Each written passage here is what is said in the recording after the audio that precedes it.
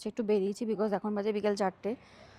So এখন যদি আমরা একটুখানি না ঘুরি, সো সেই ঘোরার ইমেজটাই পাবো না, কারণ এখানে তো সবাই জানবে যে রাত হয়ে গেলে রাস্তাঘাটে চলাফেরা যাবে না।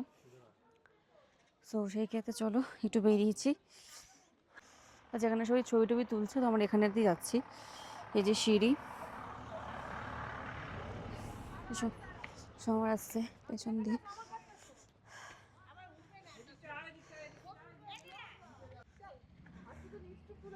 এখানে সবাই আই লাভ লিপ্ত জগৎ এখানে লেখা, সব ছবি তুলছে। আইস প্রচণ্ড ঠান্ডা। আমি সমরকে বলেছিলাম যে মোটা জ্যাকেট নাও, তো হাওয়া দিচ্ছে আর দেখতেই পাচ্ছ ওয়েদারটায় প্রচুর কুয়াশা। সো মানে এরম ব্যাপার একটা, তো এই ঠান্ডা কিন্তু আরও বাড়ছে, রাতের দিকে আরও ঠান্ডা থাকবে। আমি তো একদম কম্বলে তোলে হয়েছে ঢুকবো আর বেরোবো না, প্রচণ্ড ঠান্ডা। মানে আমি দুটো টপ পরে আছে, বুঝতে পারছো, একটা ব্লু একটা রেড, সেরকম কিছু আনিই নি। হ্যাঁ, সমরও সেম। কুয়াশা ঢেকে গেছে আমাদের হোটেল। সো এটা হচ্ছে আমাদের হোটেল। দেখো এখানে হোমস্টেগুলো কি মিষ্টি মিষ্টি। আমি সমরকে তাই বলছিলাম কি সুন্দর হোমস্টেগুলো, দারুণ, খুব সুন্দরভাবে সাজানো।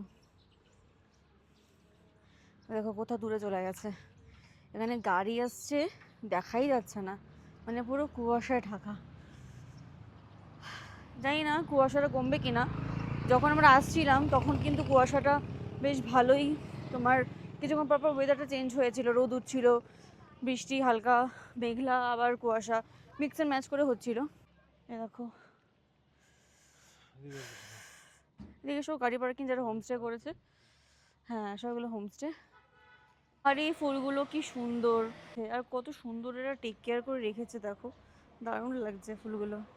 গাইস, বোঝা যাচ্ছে কিনা জানি না, না বোঝা যাচ্ছে না, মানে সিরিয়াসলি কুয়াশাগুলো যে একদম হাওয়ার মতো উড়ে উড়ে যাচ্ছে, পুরো ক্লিয়ারলি বোঝা যাচ্ছে। এখানে এত হাওয়া, এই এত হাওয়া যদি আমাদের ওখানে থাকতে হলে ভালো হতো। এত হাওয়া আমাদের ওখানে দেয় না। চলো কলকাতায় হাওয়াগুলোকে ব্যাগে পোটলা করে নিয়ে চলে যাই, কি বলো?